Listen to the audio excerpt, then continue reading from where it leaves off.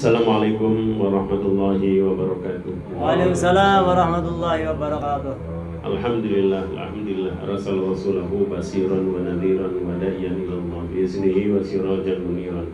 Al-Salatin wa salamun alaika ya sayyidul mursalin sayyidina Maulana Muhammad wa ala alihi wa sahbihi tabi'in tabi'ahum bi ihsan ila yaumiddin. Kama qala ta'ala fatazawwadu fa inna khairaz zadi taqwa.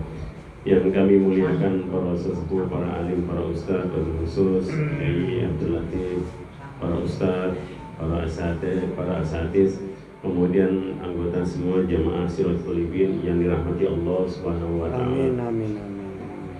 Pada malam hari ini adalah malam yang berbahagia bagi kita semua karena kita berada di bulan yang agung, bulan yang mulia, bulan yang dipersiapkan oleh Allah Subhanahu wa taala untuk umatnya Kanjeng Nabi Muhammad sallallahu alaihi wasallam. Maka di bulan yang agung dan baik mulia ini kita semua hadir pada malam hari ini di kediamannya Kang Tono. Tidak lain ya, kita adalah untuk talabul ilmi. Baik, pada malam hari ini kita sengaja membahas tentang faslun fi adabis syiyam. Karena kita sekarang berada di bulan puasa, maka kajian kita pada malam hari ini adalah tentang siam atau puasa. Telah kami baca tadi karangan Syekh Muhammad Syekh Abdul Somad Al-Faribani itu tentang bab siam, bahwasanya esensi daripada puasa itu adalah kesabaran. Jadi yang namanya puasa itu adalah kesabaran. Makanya dikatakan as-shaumu nisfus sabr. Kenapa puasa itu dikatakan sebagai bulan sabar? Karena banyak sekali hal-hal yang kita butuhkan sebuah kesabaran di dalam Ramadan itu, karena ujiannya banyak.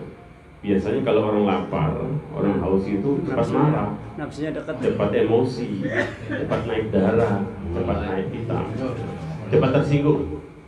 Kenapa? Perut lapar, kosong, juga sama haus. Nah itu biasanya itu kalau nggak kuat-kuat itu ya tadi bisa naik hitam. Nah makanya dikatakan as-shaumu nisfus sabr. Setengah daripada puasa itu adalah sabar. Makanya orang yang mampu menjalankan ibadah puasa dengan baik adalah orang yang mampu menjalankan kesabaran. Artinya apa?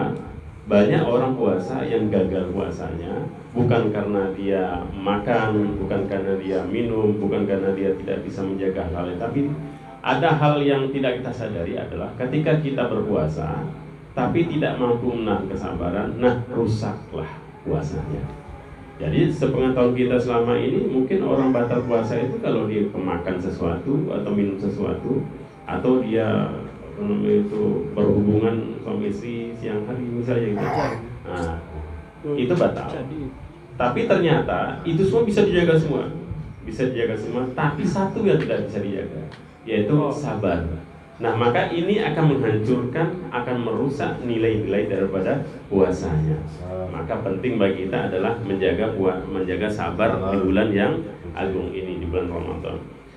Nah, kemudian di sini pun dijelaskan bahwasanya sabar itu dalam Ramadan itu dibagi menjadi 3. Anwa'us sabri, salah satu anwa. Yang pertama adalah as-sabru ta'atun ilallah wa ta'atullah.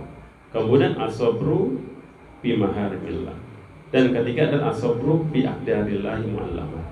Nah, di sini dijelaskan bahwasanya ada 3 bagian. Sabar itu dibagi menjadi 3 bagian.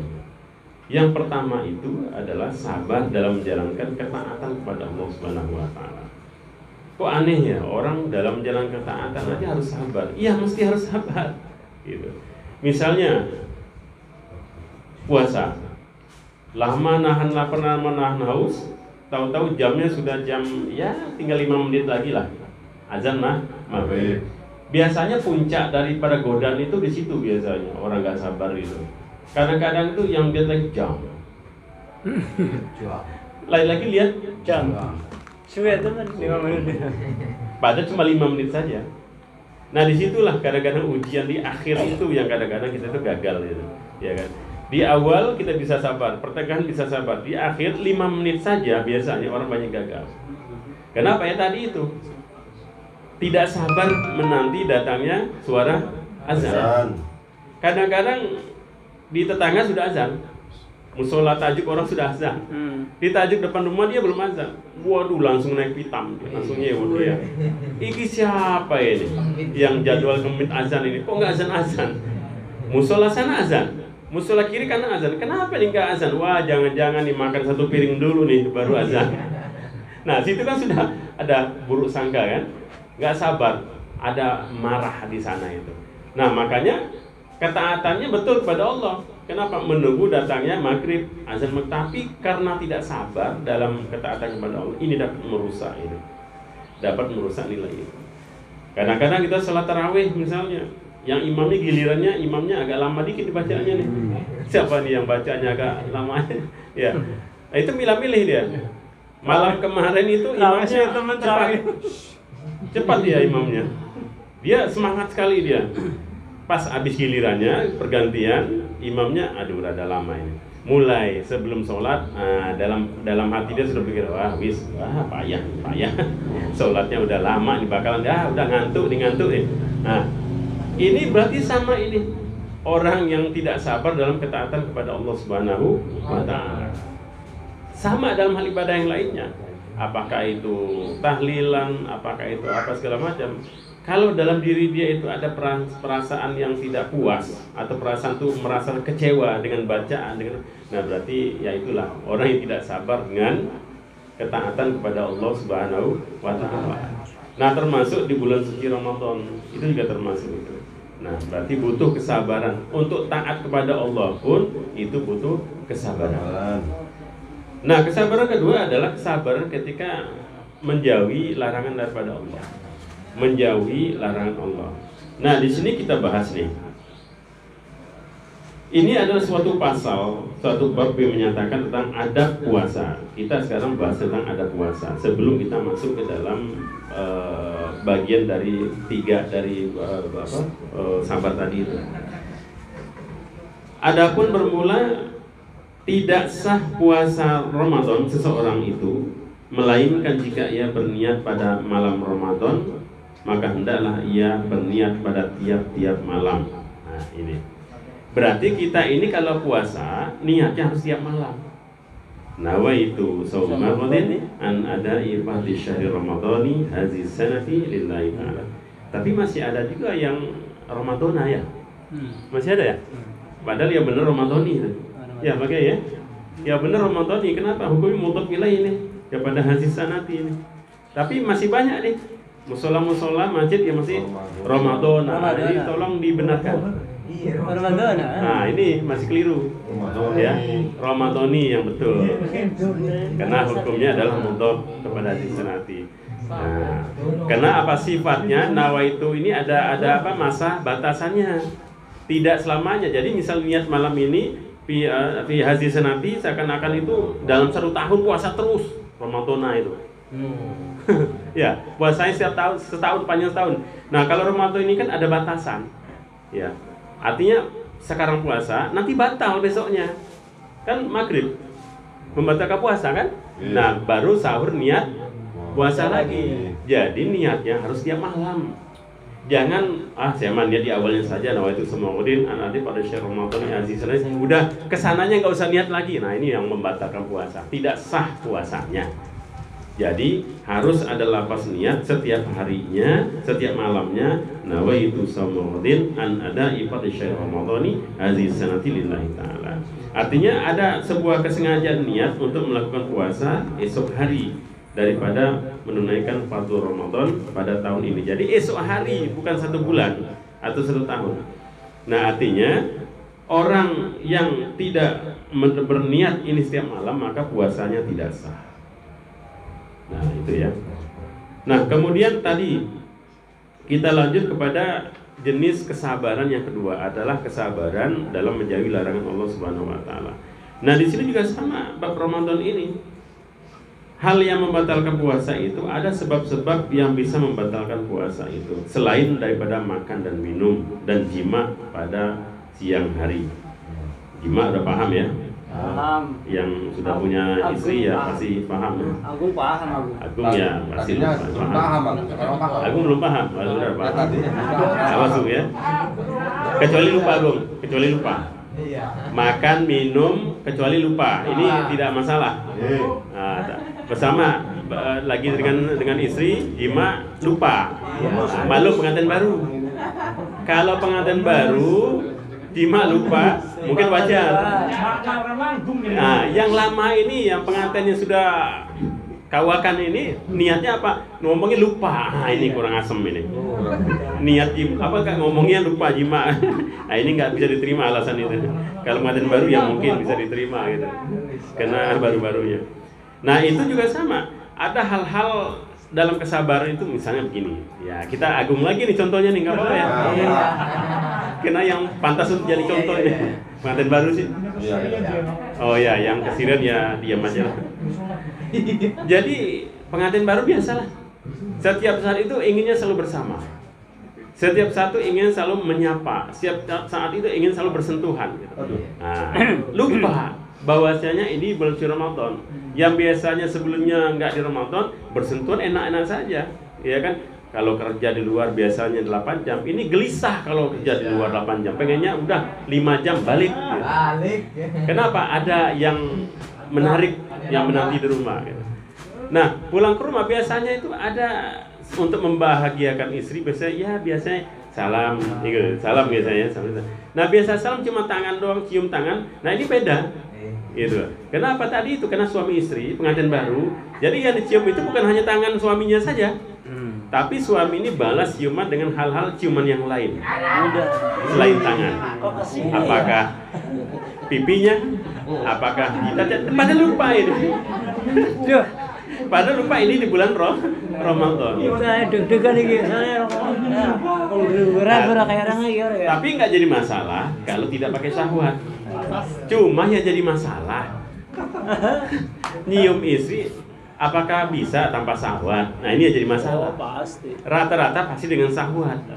Nah, dengan syahwat inilah yang bisa merusak puasa. Agung misalnya pulang cuma nyentuh tangan doang istri, tapi dengan syahwat misalnya, nah itu bisa membatalkan, merusak. Tapi kalau tidak dengan syahwat, ya tidak. Tapi ya tadi mampu tidak dengan syahwat, itu masalahnya, iya kan?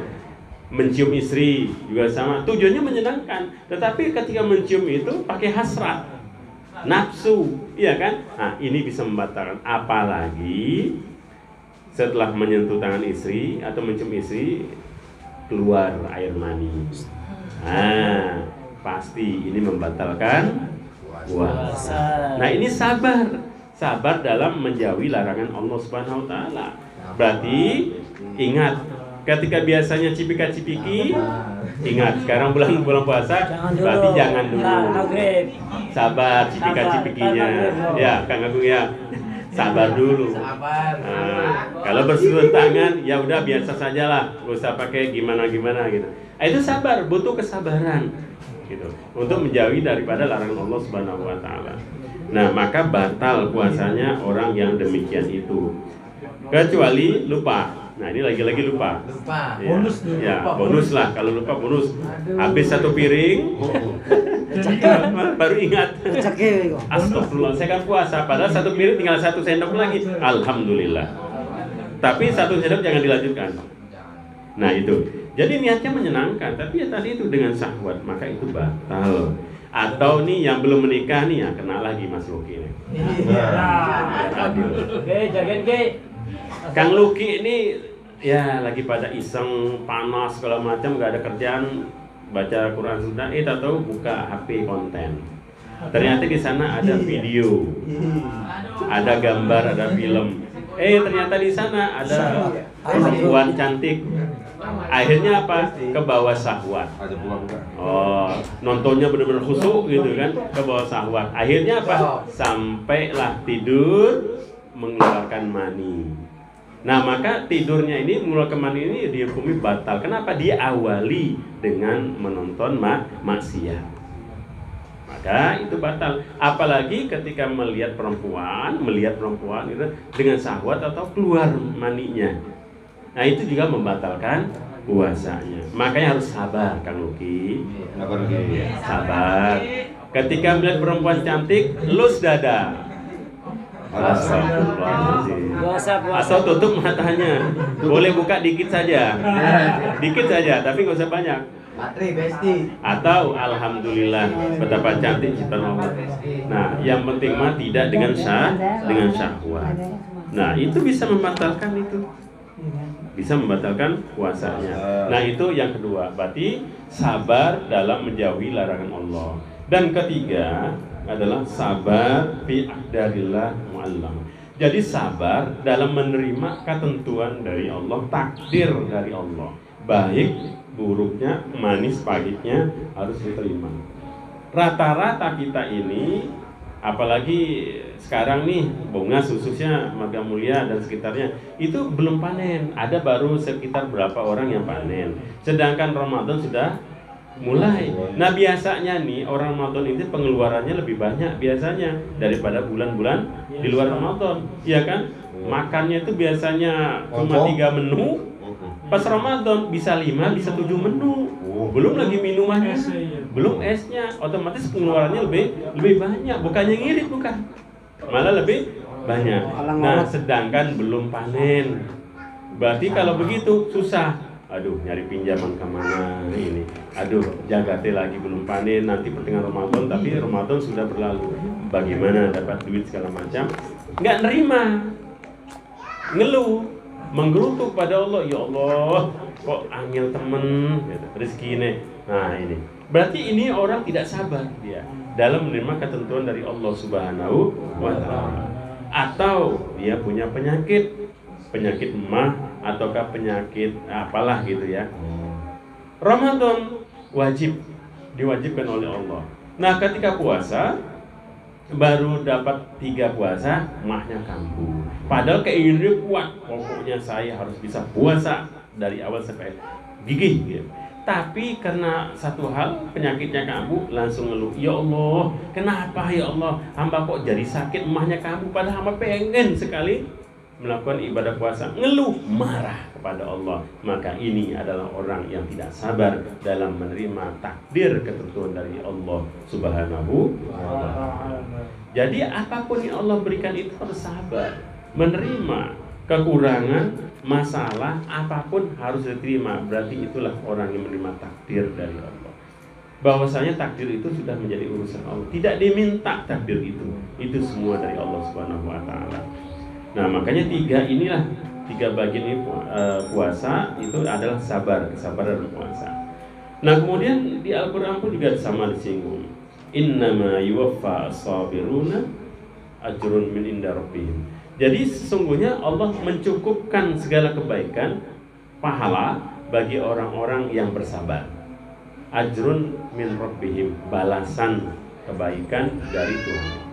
Jadi orang yang mampu bersabar itu adalah orang yang sedang dicukupkan oleh Allah dengan segala kebaikan. Itu pasti itu. Makanya saya tadi sempat baca juga tuh sebuah tulisan dari seorang tokoh sufi gitu ya. Ini masalah kesabaran juga sama. Jadi 3 kunci dalam rumah tangga. Nah, ini buat Kang Agung lagi, termasuk nasihat nikah ini gitu. Buat kita semua. Kunci dalam pernikahan itu yang tidak bisa kita elakkan, tapi kita bisa terhindar, kita bisa selamat. Apa itu? Ini bagi kita yang punya istri yang cerewet, ahli cerewet. Yang punya istri ahli cerewet, yang ahli ngomel kita baru satu kalimat dia sudah 5 kalimat, ya kan? Nah, ini ada trik kuncinya nih untuk bisa sabar. Yang pertama, ini pertama. Kalau kita menghadapi istri yang ngomel, super ngomel, kuncinya adalah mengalah. Kuncinya adalah mengalah. Kenapa? Karena kita inilah calon pemenang. Laki-laki atau suami itu adalah calon pemenang, dan calon pemenang harus banyak ngalah. Sehebat apapun istrinya ngomelnya, ya, suami harus bisa mengalah. Kenapa? Calon pemenang. Toh nanti juga akan menjadi pemenang. Seorang pemenang adalah orang yang mau bersabar, dan orang yang bersabar bukan orang yang kalah. Orang yang mengalah bukan orang yang kalah, bagi orang yang menang. Itu kuncinya.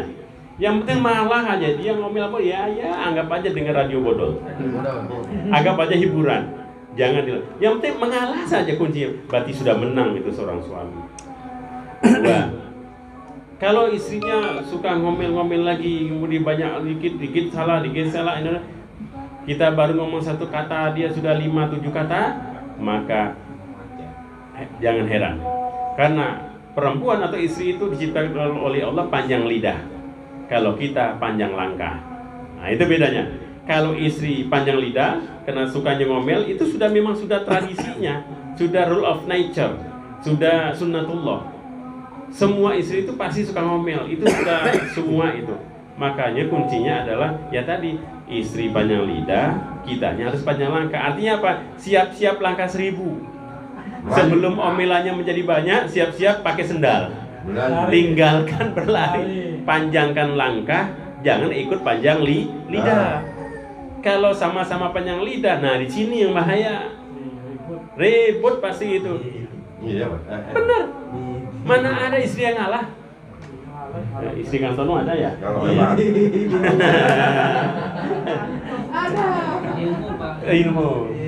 Tidak ada perempuan yang mau ngalah sama suami, tidak ada. Dia kenapa? Allah ciptakan sebagai panjang lidah. Nah, kita jangan ikutan panjang lidah, tapi harus panjang langkah. Ambil langkah 1000. Lari. Tinggalkan. Nah, aneh juga si istri itu, kalau suaminya nggak lari, tinggal situ, makin hebat lidahnya, makin panjang, makin pedas. Jadi sasar empuk ini. Marah ke anaknya, pelampiasan suaminya. Marah sama tetangga, nyewot, langkah pelampiasan siapa? Nah, suaminya. Suami nggak punya ini, capek kerja, ya suami. Makanya suami yang pintar adalah tahu situasi. Kalau suami istrinya sudah mulai keluh kesah, sudah mulai ambil langkah 1000, panjangkan langkah, plus hilang. Aladin. Jangan disapa. Iya, jangan diam di tempat. Kalau diam di tempat nggak sabar, bisa terpancing, panjang lidah juga. Wah, ruwet urusan, rame nanti urusan. Adu dalil.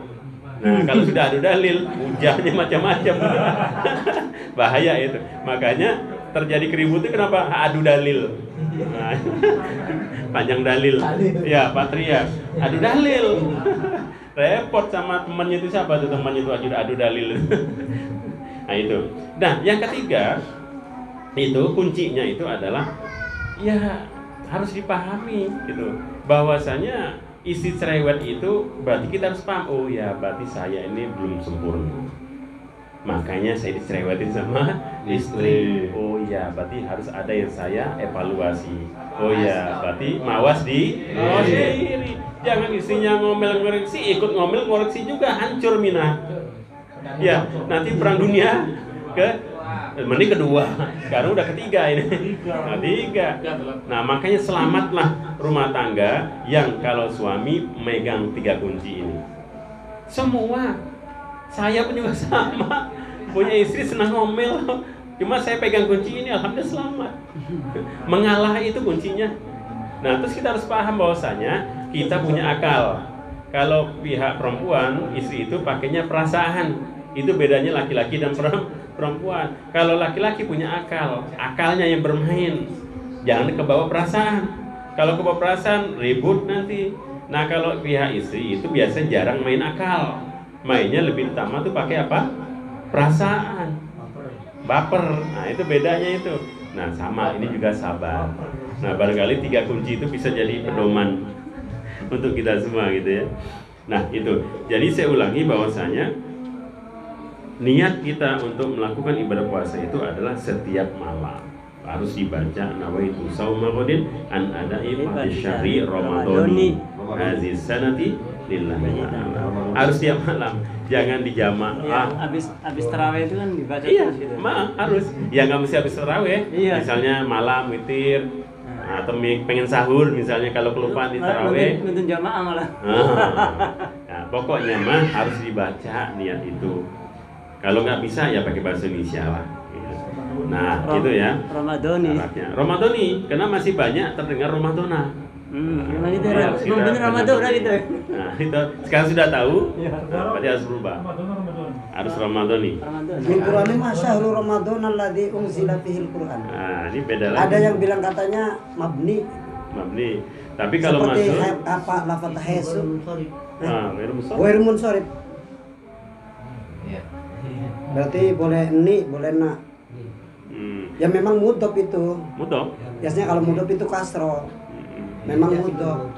Enggak dielak, enggak bisa dielakkan. Iya. Kalau mudhof harus kasro. Harus Cuma kasro. ada yang bilang mabni, jadi nggak bisa dini. Ada yang bilang tahu tuh alasannya. Ya, Ya arti pakainya sorry kalau nggak Alasannya ghairu munsharif. ghairu munsharif kalau nah. pilih. Kalau itu mudhof.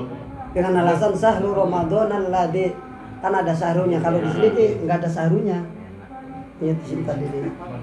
Ramadan. Arti adain fardu Ramadan nih. Nggak ada sahrunya. Tapi memang jawaban memang ada benarnya karena mudhof. Betul. Iya. Dan saya pun ngikutin kitab, Iya. bukan kata saya. Iya. Iya. Saya sedikit cerita. Syekh Abdul Somad Al-Palembani ini guru besar di Mekah.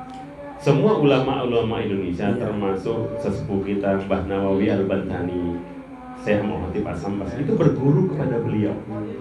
Karena apa? Sebelum Islam masuk ke Indonesia, ini beliau sudah diutus oleh orang tuanya itu pergi ke Mekah usia 5 tahun. Zaman Belanda belum itu. Mulai baru datang 1, 2, 3 lah. Belum Belanda. Apa sebelum itu apa? Portugal. Nah, beliau ini sudah naik perahu kapal ke Mekah itu. Jadi guru besarnya Imam Nawawi Al-Bantani. Nah, kalau misalnya kita meragukan, wow, luar biasa kita, ya gitu. Maka di sini diterangkan begitu. Dan kebanyakan mazhur ulama mengatakan yaitu yang benar. Mazhur ini ya, kita ngambil mazhurnya. Kalaupun berbeda pendapat wajar saja, karena ngambil dari tadi hukum yang berbeda mabni apa segala macam ya. Tapi mazhurnya adalah Ramadhani kena mudhof tadi itu. Dan ngambilnya ke hazihi, mudhof ke hazihi sanatinya itu dikembalikan di sini ya. Tapi yang penting itu adalah ya tadi niat kita sebenarnya, niat kita untuk nonton berpuasa Isra. Nah jadi gitu para jamaah sekalian berbahagia. Nah kemudian banyak juga hal-hal yang harus kita jaga di dalam berpuasa Ramadan itu. Kadang-kadang kita sibuk menjaga hal-hal urusan zahir.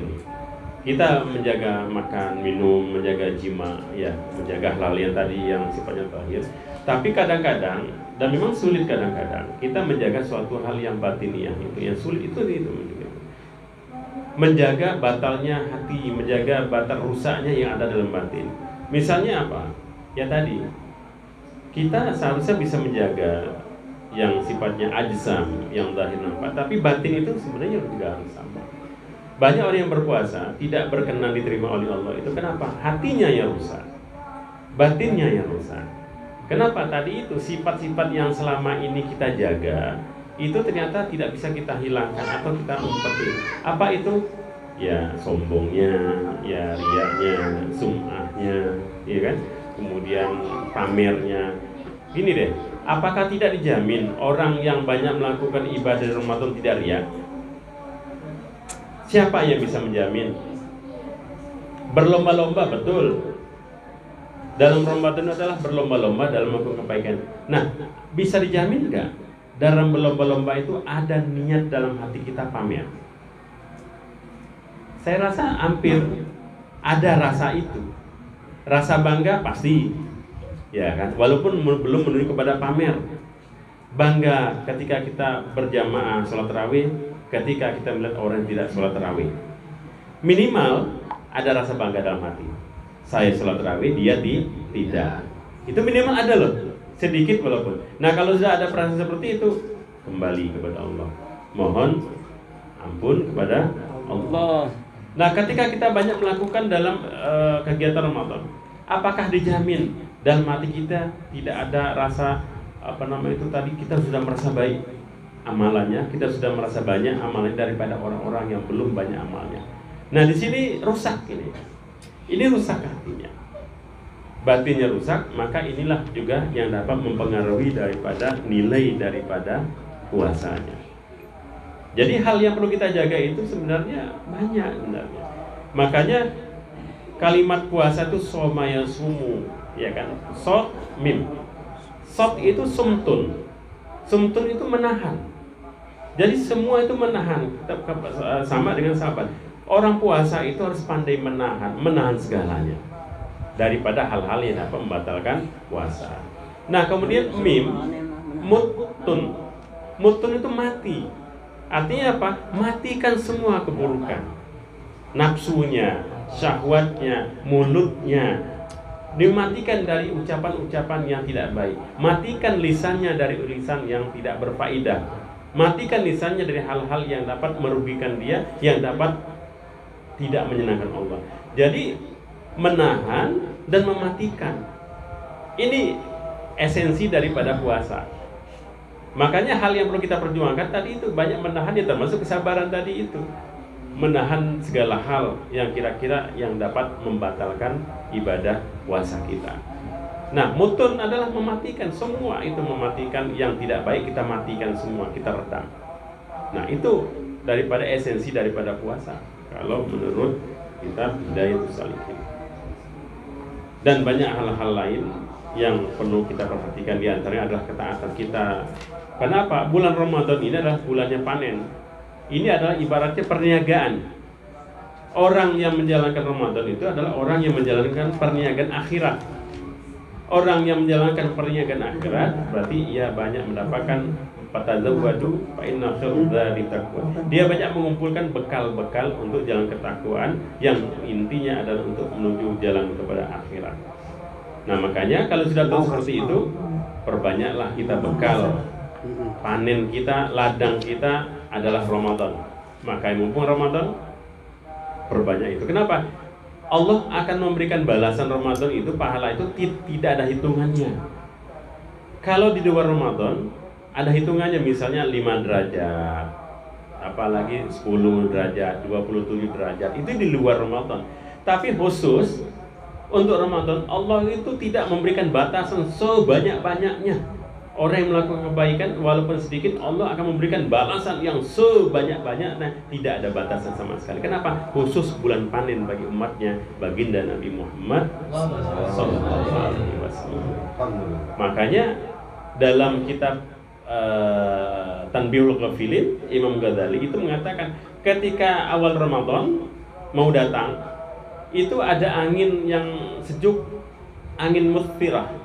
Angin musfirah itu berhembus, itu menghembuskan surga, sehingga para malaikat, mungkin bidadari, mungkin yang di surga itu bangun, terkaget-kaget, merasakan ada angin, hembusan angin yang luar biasa, yang belum pernah selama ini mereka rasakan. Akhirnya mereka terjaga dan bertanya, surga pun juga kaget, padahal surga itu gudangnya kebahagiaan, gudangnya kenikmatan. Tetapi ketika ada angin Ramadan baru pertama kali datang, mau masuk, itu kaget itu malaikat, sehingga malaikat bangun bangkit bertanya, ya Allah, ini apa gerangan? Kok angin ini indah, wanginya luar biasa, yang belum pernah sama sekali kami rasakan. Kemudian Allah mengatakan bahwasanya ini adalah anginnya Ramadan. Ramadan datang saja itu menebarkan bau yang luar biasa, angin yang sejuk sepoi, lebih daripada AC. Itu Ramadan, keistimewaannya Ramadan. Makanya ketika awal masuk Ramadan, dijelaskan dalam kitab itu bahwasanya Allah memerintahkan seluruh malaikat yang ada di surga berhias. Kemudian seluruh pintu-pintu surga dibuka selebar-lebarnya. Untuk siapa? Untuk dipersiapkan bagi umatnya Nabi Muhammad SAW yang mereka sekiranya mati ketika menjalankan ibadah puasa. Jadi jangan takut mati yang punya penyakit untuk puasa. Yang punya penyakit jangan ragu untuk menjalankan puasa. Nanti takut mati. Jangan, kenapa? Lebih baik mati, kenapa? Sudah dipersiapkan pintu-pintu surga selebar-lebarnya. Mati di bulan suci Ramadan, itu janji Allah bagi hambanya yang menjalankan ibadah puasa. Dibuka selebar-lebarnya. Kemudian Allah perintahkan penjaga neraka, tutup serapat-rapatnya pintu neraka. Aku haramkan, kata Allah, bagi umat Rasulullah mati masuk neraka. Sampai alam kubur pun penyiksaan berhenti dari awal Ramadan sampai akhir Ramadan. Malaikat istirahat dulu, rehat dulu mukul orang, rehat dulu nginjak orang. Kenapa? Menghormati bulan suci Ramadan. Makanya Ramadan adalah sebagai bulan panen, bulan kebajikan. Nah, barangkali ini yang dapat kami sampaikan tentang adab serta hikmah daripada bulan suci Ramadan. Mudah-mudahan kita bersama-sama berdoa dan mengharap mudah-mudahan Ramadan kita pada tahun ini dan tahun-tahun yang lalu semoga dapat menyenangkan Allah Subhanahu wa taala. Semoga Allah berkenan menerima puasa kita dan semoga kita selalu mendapat kebaikan dalam setiap kebaikan yang kita lakukan dalam kehidupan kita. Amin ya rabbal alamin. Dan dijauhkan dari segala keburukan. Amin ya rabbal alamin. Terima kasih. Mohon maaf atas segala kekurangan. Aku qouli hadza. Wassalamualaikum warahmatullahi wabarakatuh. Waalaikumsalam warahmatullahi wabarakatuh.